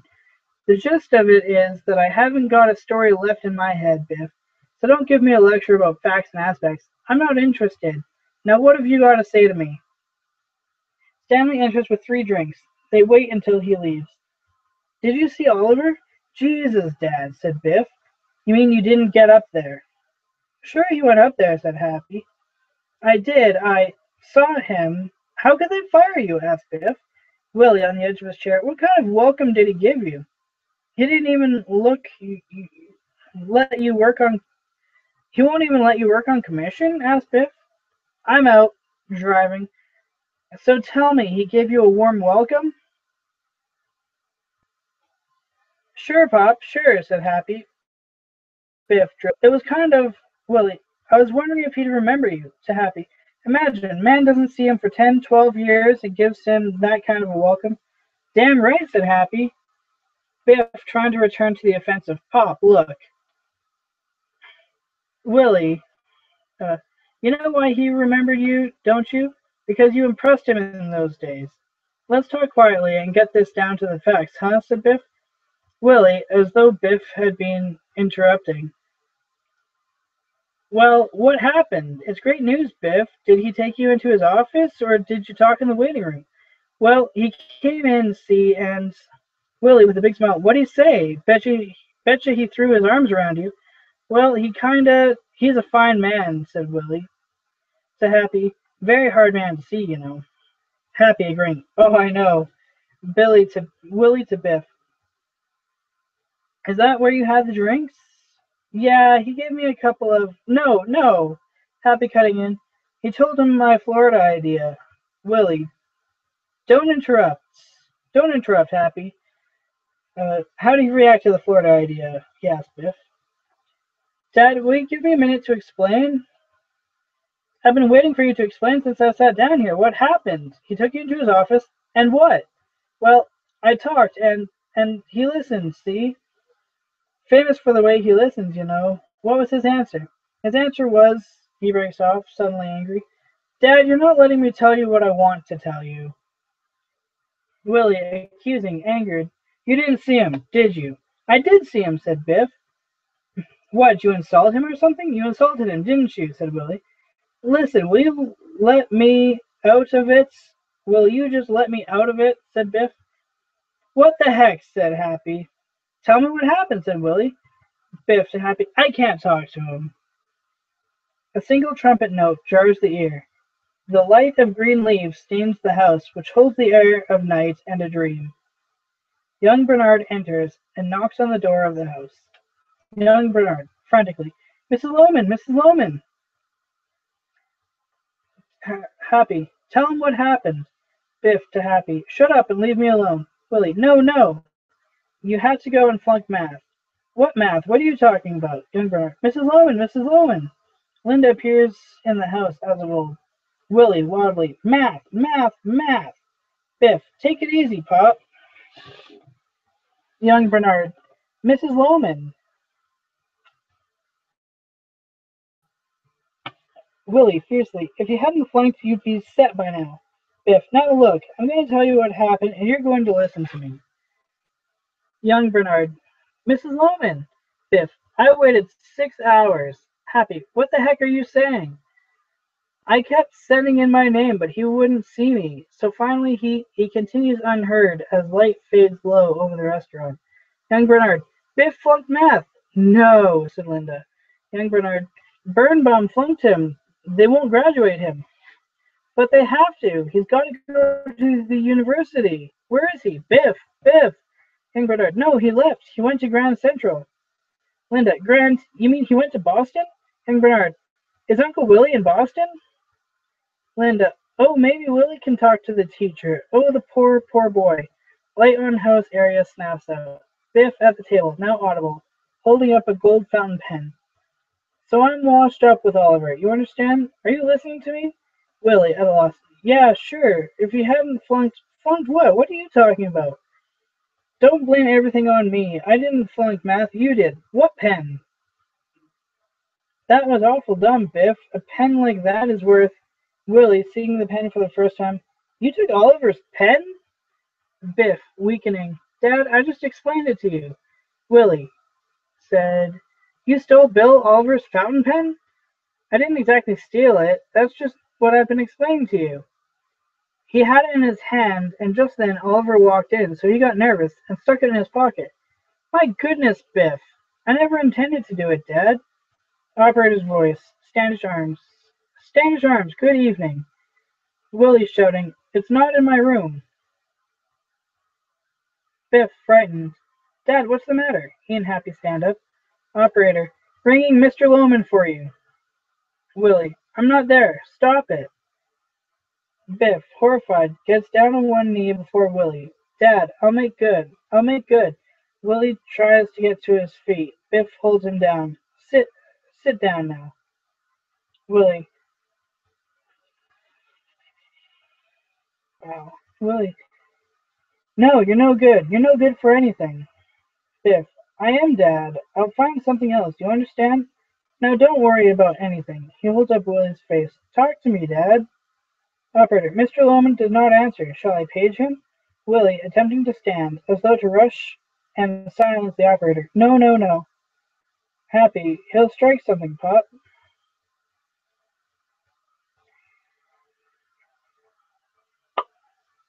Happy. He'll strike something, Pop. No, no. Biff, desperately standing over Willy. Pop, listen to me.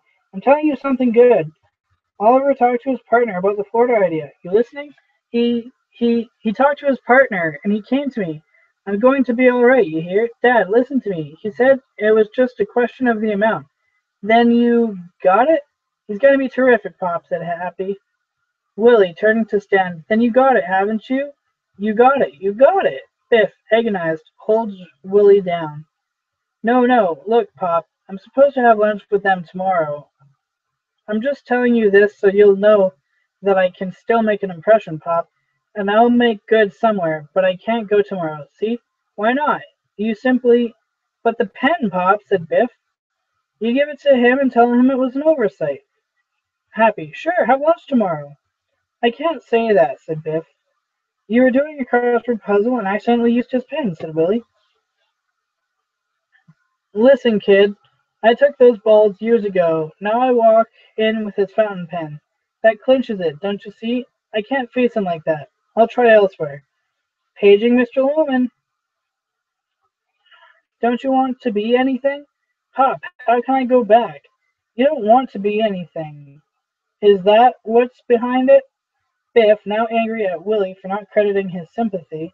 Don't take it that way. You think it was easy walking into that office after what I've done to him? A team of horses couldn't have dragged me back to Bill Oliver. Then why'd you go? Asked Willy. Why did I go? Why did I go? Look at you. Look what's become of you. Off left, the woman laughs. Biff, you're going to go to that lunch tomorrow, or, said Willy. I can't go. I've got no appointment. Biff uh, said Happy. Are you spiting me? Said Willy. Don't take it that way, goodness gracious, said Biff. Billy strikes Biff and falters away from the table. You rotten little louse. Are you spiting me? Mrs. Forsythe. Someone's at the door, Willy. Biff. I'm no good. Can't you see what I am? Happy, separating them. Hey, you're in a restaurant. Now cut it out, both of you. The girls enter. Hello, girls. Sit down. The woman laughs off left. Miss Forsythe. I guess we might as well. This is Letta. The woman. Willy, are you going to wake up? Biff, ignoring Willy. How are you, miss? Sit down. What do you drink? Miss Forsythe. Letta might not be able to stay long. I gotta get up early tomorrow, says Letta. I got jury duty. I'm so excited. Were you fellas ever on a jury? No, but I'd be in front of them. The girls laughed. This is my father, said Biff. Isn't he cute? Sit down with us, Pop, said Letta. Sit him down, Biff, said Happy. Biff, going to him. Come on, sluggard. Drink us under the table. To hell with it. Come on, sit down, pal. On Biff's last insistence, Willy is about to sit. The woman, now urgently. Willy, are you going to answer the door? The woman's call pulls Willy back. He starts right, befuddled. Hey, where are you going? Said Biff. Open the door, said Willy. The door, said Biff. Willy, says, the washroom, the door. Where's the door? Biff leading Willy to the left. Just go straight down. Willy moves left. Letta, Willy, are you going to get up? Get up, get up, get up. Willy exits left. Letta,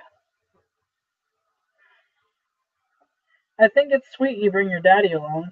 Miss Forsythe, oh, he isn't really your father.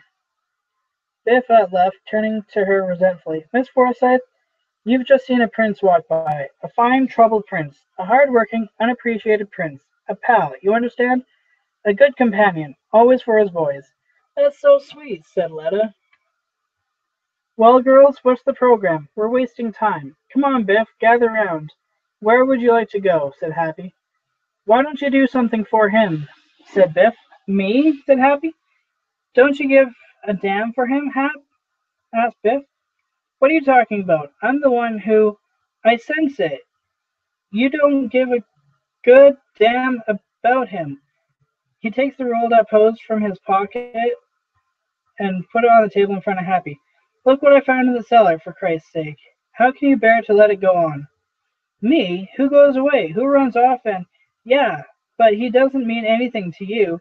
You could help him. I can't. Don't you understand what I'm talking about? He's going to kill himself. Don't you know that? Don't I know it? Me? Hap, help him. Jesus, help him. Help me, help me. I can't bear to look at his face. Ready to weep, he hurries out, upright. So, Happy, starting after him. Where are you going? Miss Forsythe, what's he so mad about? Happy, come on, girls. We'll catch up with him. Miss Forsythe, as Happy pushes her out. Say, I don't like that temper of his.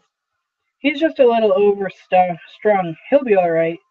Willy, off left as the woman laughs. Don't answer. Don't answer. Letta, don't you want to tell your father? No, he's not my father. He's just a guy. Come on, said Happy.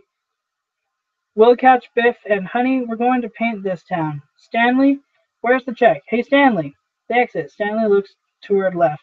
Stanley, calling to Happy indignantly. Mr. Loman! Mr. Loman!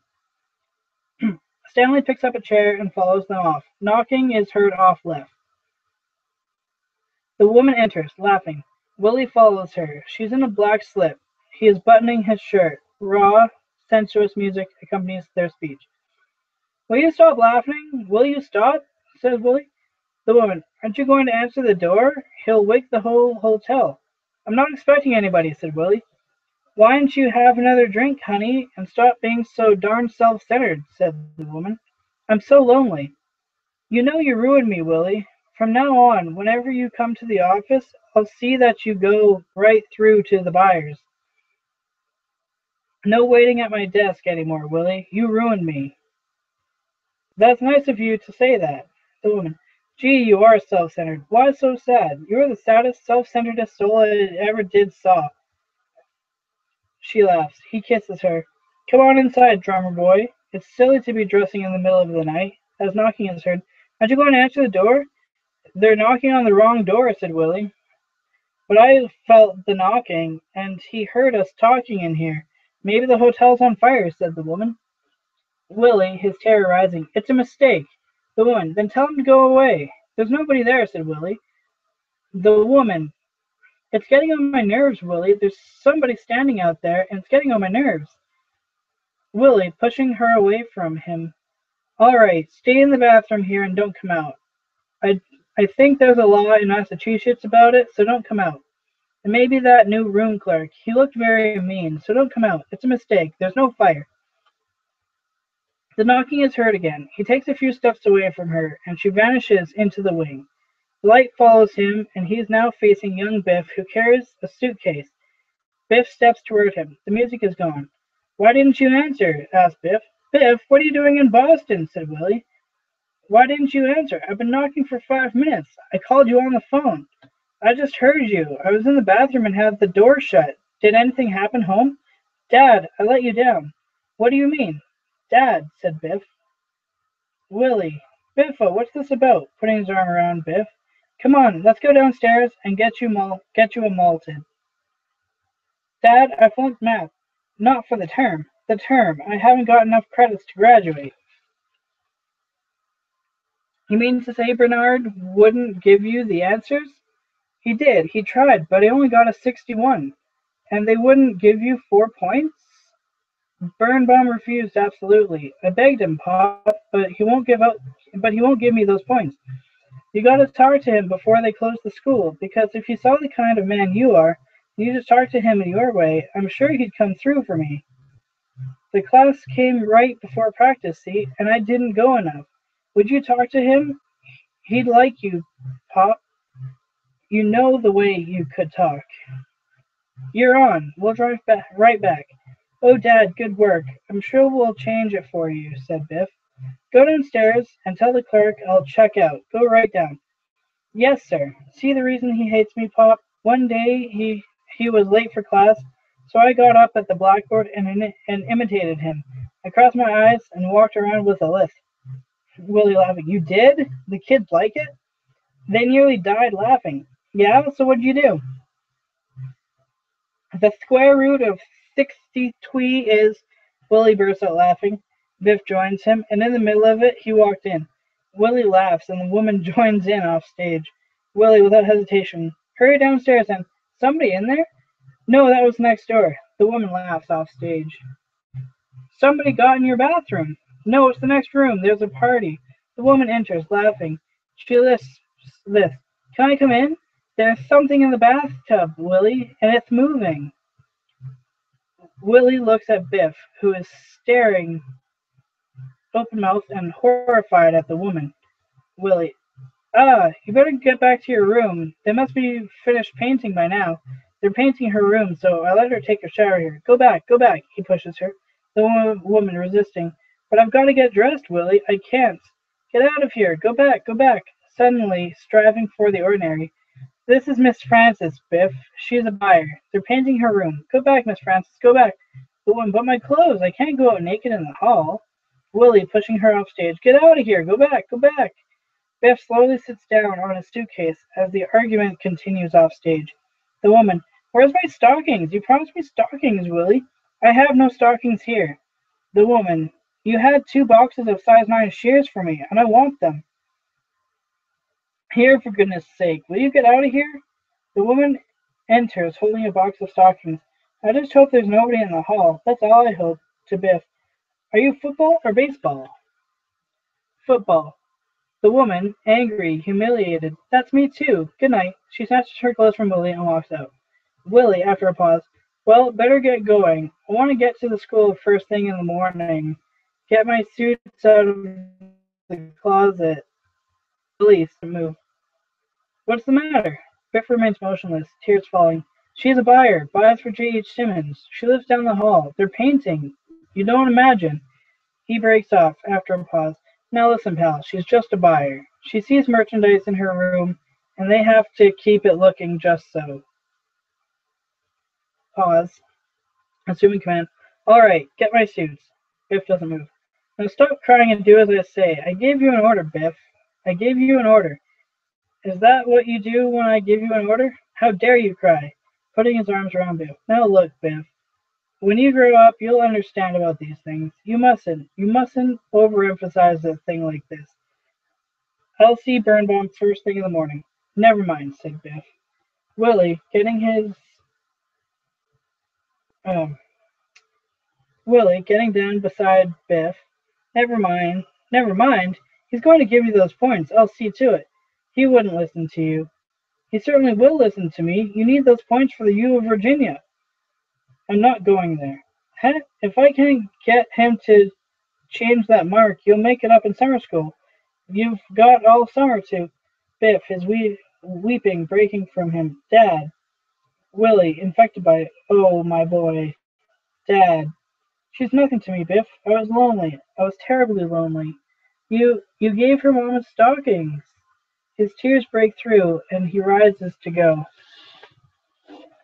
Willie, grabbing for Biff. Don't touch me, you liar! Apologize for that. You fake! You phony little fake! You fake! Overcome, he turns quickly and weeping fully goes out with his suitcase. Willie is left on the floor on his knees. I gave you an order, Biff. Come back here or I'll beat you. Come back here. I'll whip you. Stanley comes quickly in from the right and stands in front of Willie. Willie shouts to Stanley, I gave you an order. Stanley, hey, let's pick it up. Pick it up, Mr. Loman. He helps Willie to his feet. Your boys left with the chippies. They said they'll see you home. A second waiter watches some distance away. Willie, we were supposed to have dinner together. Music is heard. Willie's theme. Can you make it? Asked Willie. Sure I can make it. Suddenly concerned about his clothes. Do I look all right? Asked Willie. Sure you look all right. He flicks a speck off Willie's lapel. Here's $1, said Willie. Oh, your son paid me. It's all right. Willie, putting it in Stanley's hand. No, take it. You're a good boy. Oh, no, you don't have to. Here's some more. I don't need it anymore. After a slight pause, tell me, is there a seed store in the neighborhood? Seeds? You mean like to plant? As Willie turns, Stanley slips the money back into his. Yes, carrots, peas. Well, there's hardware stores on 6th Ave, but it might be too late now. Willie, anxiously. Oh, I'd better hurry. I've got to get some seeds. He starts off to the right. I've got to get some seeds right away. Nothing's planted. I don't have a thing in the ground. Willie hurries out as the light goes down. Stanley moves over to the right after him, watches him off. The other waiter has been staring at Willie. Stanley to the waiter. Well, what are you looking at? The waiter picks up the chairs and moves off right. Stanley takes the table and follows him. The light fades on this area. There's a long pause, the sound of the flute coming over. The light gradually rises on the kitchen, which is empty. Happy appears at the door of the house, followed by Biff. Happy is carrying a large bunch of long-stemmed roses. He enters the kitchen, looks around for Linda. Not seeing her, he turns to Biff, who is just outside the house door, and makes a gesture with his hands, indicating, not here, I guess. He looks into the living room and freezes. Inside, Linda, unseen, is seated. Willie's coat on her lap. She rises ominously and quietly and moves toward Happy, who backs up into the kitchen, afraid. Hey, what are you doing up? Linda says nothing, but moves toward him implacably. Where's Pop? He keeps backing to the right, and now Linda is in full view of the doorway into the living room. Is he sleeping? Asked Happy. Where were you? Asked Linda. Happy, trying to laugh it off. We met 2 girls, Mom. Very fine types. Here, we brought you some flowers, offering them to her. Put them in your room, Ma. She knocks them to the floor at Biff's feet. She has now come inside and closed the door behind him. He has now come inside and closed the door behind him. She stares at Biff, silent. Now what'd you do that for, Mom? I want you to have some flowers, said Happy. Linda, cutting Happy off violently to Biff. Don't you care whether he lives or dies? Happy, going to the stairs. Come upstairs, Biff. Biff, with a flare of disgust, to Happy. Go away from me. To Linda. What do you mean, lives or dies? Nobody's dying around here, pal. Get out of my sight. Get out of here, said Linda. I want to see the boss, said Biff. You're not going near him. Where is he? Asked Biff. He moves into the living room, and Linda follows. Linda, shouting after Biff, you invite him for dinner. He looks forward to it all day. Biff appears in his parents' bedroom, looks around, and exits. And then you desert him there. There's no stranger you'd do that to. Why? He had a swell time with us. Listen, when I... said Happy. Linda comes back into the kitchen. Desert him. I hope I don't outlive the day. Get out of here, said Linda. Now look, Mom, said Happy. Did you have to go to women tonight? You and your lousy, rotten whores? Biff re-enters the kitchen. Mom, all we did was follow Biff around, trying to cheer him up, said Happy to Biff. Boy, what a night you gave me. Get out of here, both of you, and don't come back. I don't want you tormenting him any more. Go on now. Get your things together, said Linda. To Biff. You can sleep in his apartment. She starts to pick up the flowers and stops herself. Pick up this stuff. I'm not your maid anymore. Pick it up, you bum. You. Happy turns his back to her in refusal. Biff slowly moves over and gets down on his knees, picking up the flowers. You're a pair of animals. Not one, not another living soul would have had the cruelty to walk out on that man in a restaurant. At her. Is that what he said? He didn't have to say anything. He was so humiliated he knew him. But Mom, he had a great time with us. Biff, cutting him off violently. Shut up. Without another word, Happy goes upstairs. Linda, you didn't even go in to see if he was all right. Biff, still on the floor in front of Linda, the flowers in his hands, with self-loathing. No, didn't do a damn thing. How'd you like that, hey? Left him babbling in the toilet, said Biff. You louse, you, said Linda. Now you hit it on the nose. He gets up, throws the flowers in the wastebasket. The scum of the earth, and you're looking at him, said Biff. Get out of here, said Linda. I gotta talk to the boss, Mom. Where is he? You're not going near him. Get out of this house. Biff, with absolute assurance, determination. No. We're going to have an abrupt conversation, him and me. You're not talking to him. Hammering is heard from outside the house, off right. Biff turns towards the noise. Linda, suddenly pleading, will you please leave him alone? What's he doing out there? He's planting the garden. Now? Oh my goodness, said Biff quietly. Biff moves aside, Linda following. The light dies down on them and comes up in the center of the apron as Willy walks into it. He is carrying a flashlight, a hoe, and a handful of seed packets. He raps the top of the hoe sharply to fix it firmly, and then moves to the left, measuring off the distance with his foot. He holds the flashlight to look at the seed packets, reading off the instructions. He is in the blue of night. Willy says, carrots, 1/4 inch apart, rows, 1 foot rows. He measures it off, 1 foot. He puts down a package and measures off. Beets. He puts down another package and measures again. Lettuce. He reads the package, puts it down, 1 foot. He breaks off as Ben appears at the right and moves slowly down to him. What a proposition 'tis terrific, 'cause she's suffered. Ben, the woman has suffered. You understand me? A man can't go out the way he came in, Ben. A man has got to add up to something. You can't. Ben moves toward him as though to interrupt. You gotta consider now. Don't answer so quick. Remember, it's a guaranteed $20,000 proposition. Now look, Ben. I want you to go through the ins and outs of this thing with me. I've got nobody to talk to, Ben, and the woman has suffered. You hear me? Ben stands still, considering. What's the proposition? It's $20,000 on the barrelhead. Guaranteed, gilt-edged. You understand, said Willy? You don't want to make a fool of yourself. They might not honor the policy, said Ben. How can they dare refuse? Didn't I work like a coolie to meet every premium on the nose, and now they don't pay off? Impossible, said Willy. It's called a cowardly thing, William. Why? Does it take more guts to stand here than the rest of my life ringing up a zero? Ben, yielding. That's a point, William. He moves, thinking, turns. And 20,000, that is something one can feel with the hand. It is there. Willy, now assured, with rising power. Oh, Ben, that's the whole beauty of it. I see it like a diamond shining in the dark, hard and rough, that I can pick my appointment. Would not be another damn fool appointment. Ben and it changes all the aspects, because he thinks I'm nothing. See, and so he spites me. But the funeral, straightening up. Ben, that funeral will be massive. They'll come from Maine, Massachusetts, Vermont, New Hampshire, all the old-timers with the strange license plates. That boy will be thunderstruck, Ben, because he never realized. I am known. Rhode Island, New York, New Jersey. I'm known, Ben, and he'll see it with his eyes once and for all. He'll see what I am, Ben. He's in for a shock, that boy.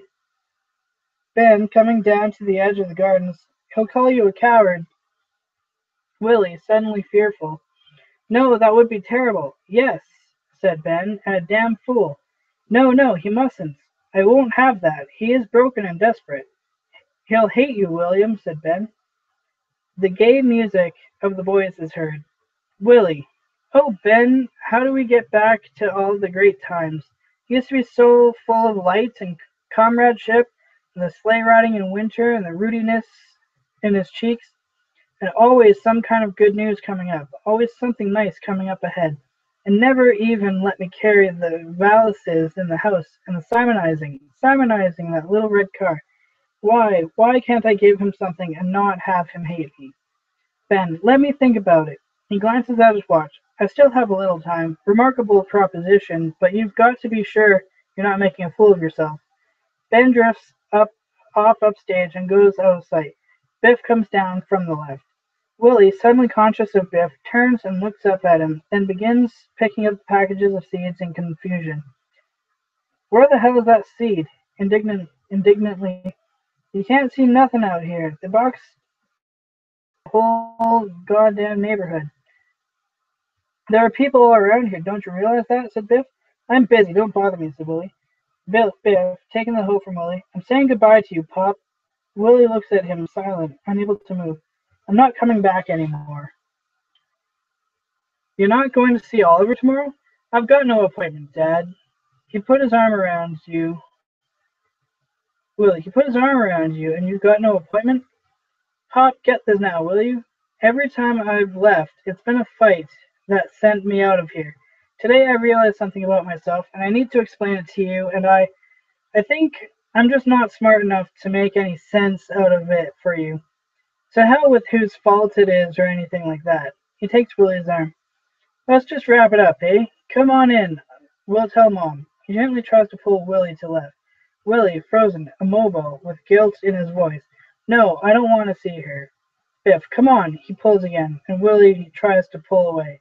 Willy, highly nervous. No, I don't want to see her. Biff tries to look into Willy's face, as if to find the answer there. Why don't you want to see her? Willy, more harshly now. Don't bother me, will you? Biff, what do you mean? You don't want to see her? What do you mean you don't want to see her? You don't want them calling you yellow, do you? You don't want them calling you yellow, do you? This isn't your fault. It's me. I'm a bum. Now come inside. Willy strains to get away. Did you hear what I said to you? Willy pulls away and quickly goes by himself into the house. Biff follows. Linda to Willy. Did you plant, dear? Biff at the door to Linda. All right, we had it out. I'm going and I'm not writing anymore. Linda, going to Willy in the kitchen. I think that's the best way, dear, because there's no use drawing it out. You'll never get along. Willy doesn't respond. Biff. People ask where I am and what I'm doing. You don't know and you don't care. That way it'll be off your mind and you can start brightening up again, all right? That clears it, doesn't it? Willy is silent, and Biff goes to him. You gonna wish me luck, Scout? He extends his hand. What do you say? Linda. Shake his hand, Willy. Willy, turning to her, seething with hurt. There's no necessity to mention the pen at all, you know. Biff gently. I've got no appointment, Dad. Willy, erupting fiercely. He put his arm around Biff. Dad, you're never going to see what I am, so what's the use of arguing? If I strike oil, I'll send you a check. Meantime, forget I'm alive. Willy to Linda. Spite me? Biff. Shake hands, Dad. Willy. Not my hand. I was hoping not to go this way. Well, this is the way you're going. Goodbye. Biff looks at him a moment, then turns sharply and goes to the stairs. Willy stops him with, May you rot in hell if you leave this house. Biff turning. Exactly what is it that you want from me? I want you to know, on the train, in the mountains, in the valleys, wherever you go, that you cut down your life for spite. No, no, said Biff. Spite. Spite is the word of your undoing. And when you're down and out, remember what did it. When you're rotting somewhere beside the railroad tracks, remember, and don't you dare blame it on me. I'm not blaming it on you. I won't take the rap for this, you hear? Said Willy. Happy comes down the stairs and stands at the bottom step watching. That's just what I'm telling you, said Biff. Willy, sinking in a chair at the table, with full accusation. You're trying to put a knife in me. Don't think I don't know what you're doing. All right, phony. Then let's lay it on the line. He whips the rubber tube out of his pocket and puts it on the table.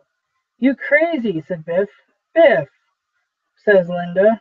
She moves to grab the hose, but Biff holds it down with his hand. Leave it there. Don't move it. Willy, not looking at it. What is that? You know goddamn well what that is, said Biff. Willy, caged, wanting to escape. I never saw that. Biff, you saw it. The mice didn't bring it into the cellar. What is this supposed to do? Make a hero out of you? Is this supposed to make me sorry for you? Never heard of it, said Willy. There'll be no pity for you, you hear? No pity, said Biff. Willy to Linda. You hear the spite?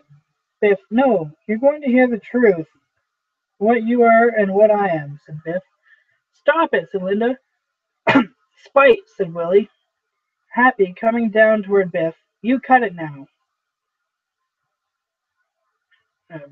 Biff to Happy. The man don't know who we are. The man is gonna know. To Willy. We never told the truth for 10 minutes in this house. We always told the truth, said Happy. Biff turning on him. You big blow, are you the assistant buyer? You're one of the two assistants to the assistant, aren't you? Well, I'm practically, said Happy. You're practically full of it. We all are, and I'm through with it. To Willy. Now hear this, Willy. This is me. I know you, said Willy. You know I had no address for 3 months? I stole a suit in Kansas City, and I was in jail. To Linda, who was sobbing, stop crying. I'm through with it. Linda turns away from them, her hands covering her face. I suppose that's my fault? I stole myself out of every good job since high school. And whose fault is that? Asked Willy. And I never got anywhere because you blew me so full of hot air I could never stand taking orders from anybody. That's whose fault it is. I hear that, said Willy. Don't, Biff, said Linda. It's about time you heard that. I have to be the boss, big shot, in 2 weeks, and I'm through with it, said Biff. Then hang yourself, for spite. Hang yourself, said Willy. It's getting kind of intense. No, nobody's hanging himself, Willy, said Biff. I ran down 11 flights with a pen in my hand today, and suddenly I stopped. You hear me? And in the middle of that office building, do you hear this? I stopped in the middle of that building, and I saw the sky. And I saw the things I love in this world. The work, the food, the time to sit and smoke. I looked at the pen and said to myself, what the heck am I grabbing this for? What am I trying to become? And I don't want to be. Why am I trying to become what I don't want to be? What am I doing in an office, making a contemptuous, begging fool of myself, when all I want is out there, waiting for me the minute I say I know who I am? Why can't I say that, Willy? He tries to make Willy face him, but Willy pulls away and moves to the left. Willy with hatred, threateningly. The door of your life is wide open. Biff. Pop, I'm a dime a dozen, and so are you. Willy, turning on him now in an uncontrolled burst. I'm not a dime a dozen. I'm Willy Loman, and you are Biff Loman. Biff starts for Willy, but is blocked by Happy. In his fury, Biff seems on the verge of attacking his father. I'm not a leader of men, said Biff. Willy, and neither are you. You are never anything but a hard-working drummer who landed in the ash can like all the rest of them. I'm $1 an hour, illy. I tried 7 states and couldn't raise it. $1 an hour. Do you gather my meaning? I'm not bringing home any prizes anymore, and you're going to stop waiting for me to bring them home. Willy directly to Biff. You vengeful, spiteful mutt. Biff breaks from Happy. Willy, in fright, starts up the stairs. Biff grabs him. Biff, at the peak of his fury. Pop, I'm nothing. I'm nothing, Pop. Can't you understand that? There's no spite in it anymore. I'm just what I am, that's all. Biff's fury has spent itself, and he breaks down, sobbing, holding on to Willy, who dumbly fumbles for Biff's face. Willy, astonished. What are you doing? What are you doing, Linda? Why is he crying? Biff crying, broken. Will you let me go, for Christ's sake? Will you take that phony dream and burn it before something happens? Struggling to contain himself, he pulls away and moves to the stairs. I'll go in the morning. Put him to bed. Exhausted, Biff moves up the stairs to his room. Willy, after a long pause, astonished, elevated. Isn't that remarkable, Biff? He likes me. Linda, he loves you, Willy. Happy, deeply moved. Always did, Pop. Willy, oh, Biff, staring wildly, he cried to me. He's choking with his love, and now he cries out his promise, that boy. That boy is going to be magnificent. Ben appears in the light just outside the kitchen. Ben, yes, outstanding, with 20,000 behind him. Linda, sensing the racing of his mind, fearfully, carefully. Now come to bed, Willy. It's all settled now. Willy, finding it difficult not to rush out of the house. Yes, we'll sleep. Come on, go to sleep, Hap. And it does take a great kind of man to crack the jungle. In accents of dread, Billy's idyllic music starts up. Happy, his arm around Linda. I'm getting married, Pop. Don't forget it. I'm changing everything. I'm gonna run that department before this year's up. You'll see, Mom. He kisses her. The jungle is dark but full of diamonds, Willy. Willy turns, moves, listening to Ben. Good boys, just act that way, that's all, said Linda. Night, Pop. He goes upstairs. Happy goes upstairs. Linda to Willy. Come, dear. Ben, with great force. One must go in to fetch a diamond out.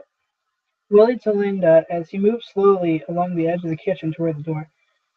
I just want to get settled down, Linda. Let me sit alone for a little. Linda, almost uttering her fear. I want you upstairs. Willy, taking her in his arms. In a few minutes, Linda. I couldn't sleep right now. Go on. You look awful tired. He kisses her. Ben, not like an appointment at all. A diamond is rough and hard to the touch. Go on now, said Willy. I'll be right up. I think it's the only way, Willy, said Linda. Sure, it's the best thing. Best thing, said Ben. The only way. Everything is gonna be. Go on, kid. Get to bed. You look so tired, said Willy. Come on up. 2 minutes, said Willy. Linda goes into the living room, then reappears in her bedroom. Willy moves just outside the kitchen door. Loves me, wonderingly. Always loved me. Isn't that a remarkable thing, Ben? He'll worship me for it. Ben, with promise. It's dark there, but full of diamonds. Can you imagine the magnificence with $20,000 in his pocket? Linda calling from her room. Willy, come up! Willy calling into the kitchen. Yes, coming. It's very smart. You realize that, don't you, sweetheart? Even Ben sees it. I gotta go, baby. Bye. Going over to Ben, almost dancing. Imagine, when the mall comes, he'll be ahead of Bernard again. A perfect proposition all around. Did you see how he cried to me? Oh, if I could kiss him, Ben. Time, William, time. Oh, Ben, I always knew one way or another we were going to make it, Biff and I. Ben, looking at his watch, the boat, we'll be late. He moved slowly off into the darkness. Willy, elegantly turning to the house. Now when you kick off, boy, I want a 70-yard boot, and get right down the field under the ball. When you hit low and hit hard because it's important, boy. He swings around and faces the audience. There's all kinds of important people in the stands, and the first thing you know, suddenly realizing he's alone. Ben, where do I? He makes a sudden movement of search. Ben, how do I? Linda calling, Willy, you coming up? Willy, uttering a gasp of fear, whirling about as if to quiet her. Shh! He turns around as if to find his way. Sounds, faces, voices seem to be swarming in upon him, and he flicks at them, crying, Shh! Shh! Suddenly music, faint and high, stops him. It rises in close to an unbearable scream. He goes up and down on his toes and rushes off around the house. Shh! Linda, Willy! There's no answer. Linda waits. Biff gets up Biff gets up off his bed. He's still in his clothes. Happy sits up. Biff stands listening. Linda with real fear. Willy, answer me! Willy! There's a sound of a car starting and moving away at full speed. No! Said Linda. Biff, rushing down the stairs. Pop! As the car speeds off, the music crashes down in a frenzy of sound, which becomes the soft pulsation of a single cello string. Biff slowly returns to his bedroom. He and Happy gravely don their jackets. Linda slowly walks out of her room. The music has developed into a dead march. The leaves of day are appearing over everything. Charley and Bernard, somberly dressed, appear and knock on the kitchen door. Biff and Happy slowly descend the stairs to the kitchen as Charley and Bernard enter. All stop a moment when Linda, in clothes of mourning, bearing a little bunch of roses, comes through the draped doorway into the kitchen. She goes to Charley and takes his arm. Now all move toward the audience, through the wall line of the kitchen, at the limit of the apron. Linda lays down the flowers, kneels, and sits back on her heels. All stare down at the grave. Requiem. Charlie, it's getting dark, Charlie says, it's getting dark, Linda. Linda doesn't react. She stares at the grave. Biff. How does it, Mom? Better get some rest, hey? He'll be closing the gate soon. Linda makes no move. Pause. Happy, deeply angered. He had no right to do that. There was no necessity for it. We would have helped him. Charlie grunting. Come along, Mom, said Biff. Why didn't anybody come? Asked Linda. It was a very nice funeral, said Charlie. But where are all the people he knew? Maybe they blame him. Nah, it's a rough world, Linda. They wouldn't blame him. I can't understand it. At this time especially. First time in 35 years we were just about free and clear. He only needed a little salary. He was even finished with the dentist. No man only needs a little salary, said Charlie. I can't understand it. There were a lot of nice days when he'd come home from a trip, or on Sundays, making the stoop, finishing the cellar, putting it on the new porch, when he built the extra bathroom and put up the garage. You know something, Charlie? There's more of him in that front stoop than in all the sales he ever made. Yeah, he was a happy man with a batch of cement, said Charlie. He was so wonderful with his hands. He had the wrong dreams, all wrong, said Biff. Happy, almost ready to fight Biff. Don't say that. He never knew who he was, said Biff. Charlie, stopping Happy's movement in reply to Biff. Nobody das't blame this man. You don't understand. Willy was a salesman, and for a salesman there's no rock bottom to the life. You don't put a bolt to a nut. He don't tell you the law or give you medicine. He's a man way out there in the blue, riding on a smile and a shoe shine. And when they start not smiling back, that's an earthquake. And then you get yourself a couple of spots on your hat and you're finished. Nobody das't blame this man. A salesman has got to dream, boy. It comes with the territory. Charlie, the man didn't know who he was, said Biff. Happy and furious. Don't say that. Why don't you come with me, Happy? Asked Biff. I'm not licked that easily. I'm staying right in this city, and I'm going to beat this racket. He looks at Biff, his chin set. The Loman brothers. I know who I am, kid, said Biff.